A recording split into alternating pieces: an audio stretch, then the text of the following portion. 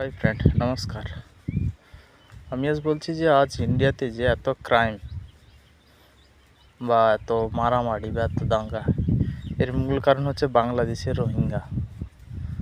এর মূল কারণ হচ্ছে ওরা ইন্ডিয়াতে ঢুকছে, একসাথে 2-3 জন হয়ে গেছে।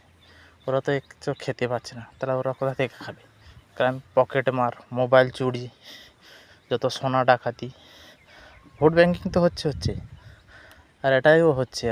এদের সিস্টেম এরকম। ইন্ডিয়ার গভর্নমেন্ট এবং স্টেট গভর্নমেন্ট সারে মিলে মিশে এবং কাজ করা উচিত এখানে, এবং তবে কি যে ইন্ডিয়াতে ক্রাইম কমবে।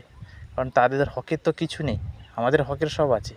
আমরা ইন্ডিয়াবাসী, ভারতবাসী, আমাদের হকের সব কিছু আছে, ওদের তো কিছু নেই।